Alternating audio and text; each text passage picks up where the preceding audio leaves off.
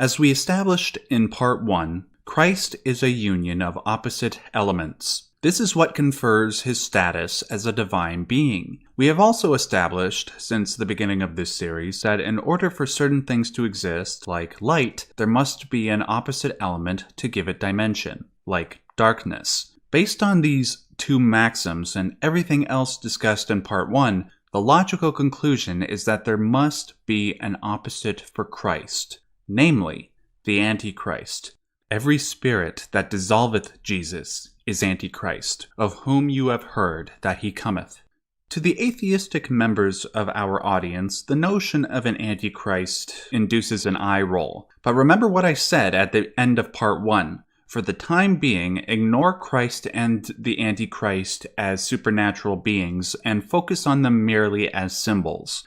If opposites are a precondition to existence, and the past 2 millennia have been defined by worship of Christ, at least in the Western world, is it irrational to deduce that there will inevitably be an opposite to the self, an opposite symbol that will be worshipped? Now, as for what form that symbol might take, at the beginning of Chapter 5, Jung links the advent of the Antichrist with the development of science and technology in the last few centuries. Note that this isn't a condemnation of science and technology, by the way. It is self-evident that science and technology have produced wonders for our civilization. However, despite this positive element, there has to also be a negative element, an opposite element.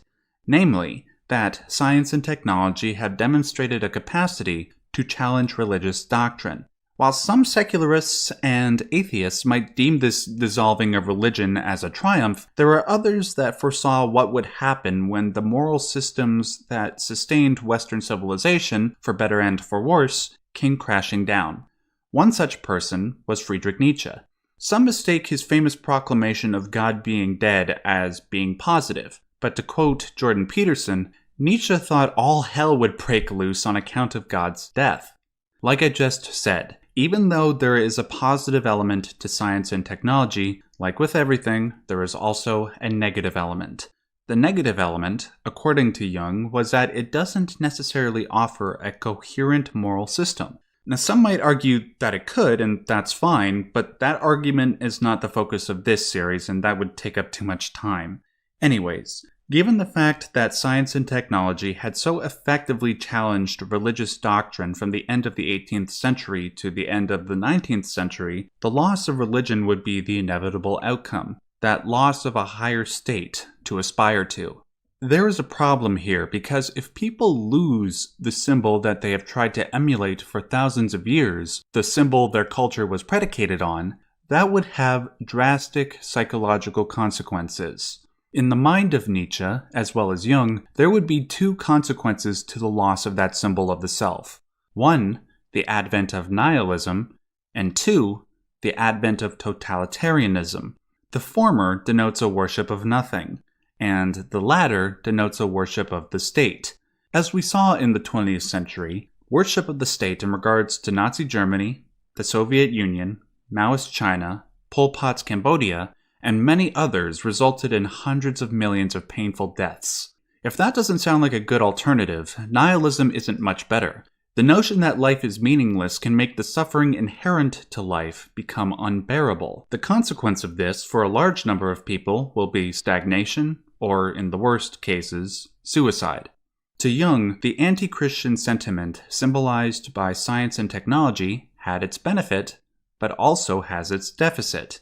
In regards to Christianity, or religion more broadly, the purported benefit is that it can civilize and give purpose to legions of people. However, it also has its deficit because it will sometimes ignore the truths and benefits of science in order to maintain the integrity of the religion. Jung felt that the only way that either side could control and heal their respective negative elements is if they recognize the existence of the other side, the benefits and deficits that they bring, and integrate them. In other words, by bringing the unconscious repressed elements into consciousness and confronting them, they will develop to a higher state of being. Now, whether or not this is a legitimate way of looking at things is not the purpose of this video. As I said from the beginning, I am not here to pass judgment. I am only trying to present what Jung is saying in a coherent way. Emphasis on the word trying. If you want to discuss the legitimacy of Jung's view, that is what the comment section is there for. With that being said, I will continue summarizing the remainder of this chapter. So far, Jung has demonstrated that he is not afraid to find utility with the symbol of Christ, but he is also not afraid to criticize the broader religion. In fact, a major component of this chapter is Jung's highlighting of a negative Christian tendency. Now, what do I mean by this? Well, in certain religious circles, the Christian God is conceptualized as the summum bonum, an entity that is only good, without any negative element. All that comes from God is good, and anything that can be considered evil is merely the absence of good. Evil in itself supposedly has no existence. Now, the notion that evil in itself has no existence or substance is a doctrine defined by Jung as the privatio boni. I think I'm pronouncing that right. Many religious scholars have upheld this doctrine, and Jung goes on to list them in this chapter. Number 1. Basil the Great was a highly influential theologian in the 4th century. He is viewed as a saint in the traditions of both Eastern and Western Christianity. He believed that God does not author evil, and that evil is merely the privation of good. Number 2.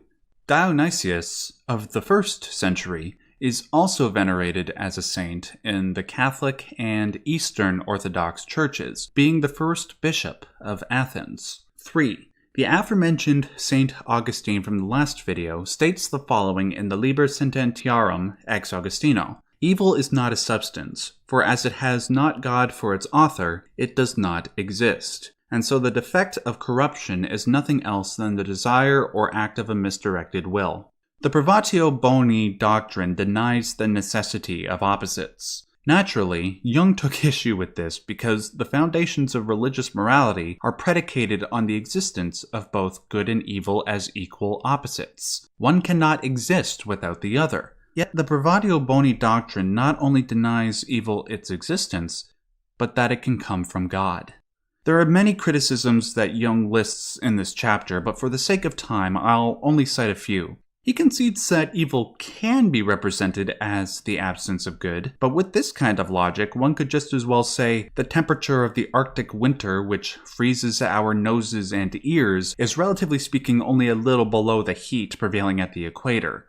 He also offers more serious arguments. Quote, one could hardly call the things that have happened and still happen in the concentration camps of the dictator states an accidental lack of perfection. It would sound like mockery. Jung does not only use rational deduction and psychological experience to criticize the privatio boni doctrine, but even cites the Bible to prove his point. Granted, he already did this when he cited Paul in Romans, but he drives the point home when he observes the God of the Old Testament. To Jung, the God of the Old Testament is incommensurate with the Christian conception of God as the summum bonum. In fact, it seems that Jung favors the Jewish conception of God in Yahweh, where he is not just the sum of all that is good, but also of evil. We see the wrathful side of God many times in the Old Testament. In the story of Sodom and Gomorrah, in the story of Job, in the story of Noah. But for the purposes of this discussion, we will focus on God's wrath in Egypt. In the book of Exodus, Moses attempts to free the Hebrews from Egyptian slavery. When the Pharaoh refuses to do this, God sends many plagues on the land of Egypt in order to get Pharaoh to change his mind.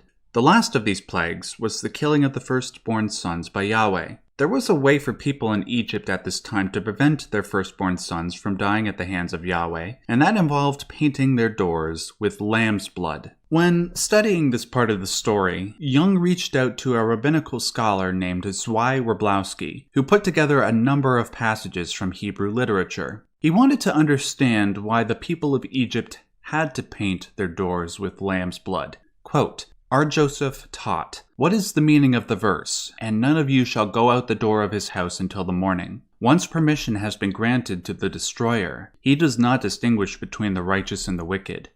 Indeed, he even begins with the righteous. This depiction of God, or Yahweh, as an unconscious destroyer, whose wrath is synonymous with the indiscriminate destruction of a tornado, doesn't seem commensurate with the Christian conception of God as pure good.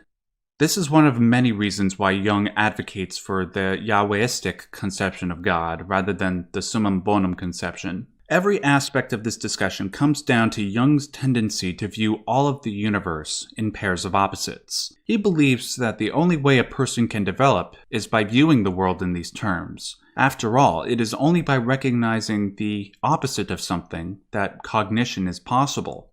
If this opposite is ignored or denied, it is repressed into unconsciousness, a la the shadow.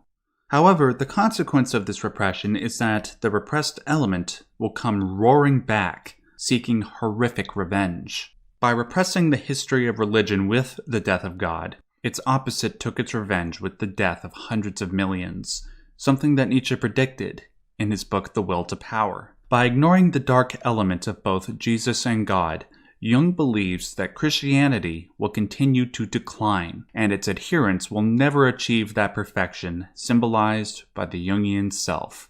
Worse yet, that repression will exacerbate the anti-Christian sentiments in the new Aion. That will be the focus of the next few chapters. To conclude, it's understandable why these opposite elements remain ignored and unconscious. It's the same reason why there will be many Christians and atheists that react negatively to this video. To use the words of Edward Edinger, a famous Jungian analyst, that negative reaction indicates that the reality Jung is pointing out is so horrible that it has to be denied. In order to bring our conscious being into closer approximation to the Jungian self, we must confront the greatest hells that are within and without. Otherwise, we may lose all the benefits that reside in that dark side and suffer all of its deficits. That is what is terrifying. To quote Edinger once again, "The Jungian standpoint meets my complete intellectual agreement. It is flawless so far as its logic is concerned, but emotionally, it is a horror, and I don't like it at all. And what's worse, we have 10 chapters left to go."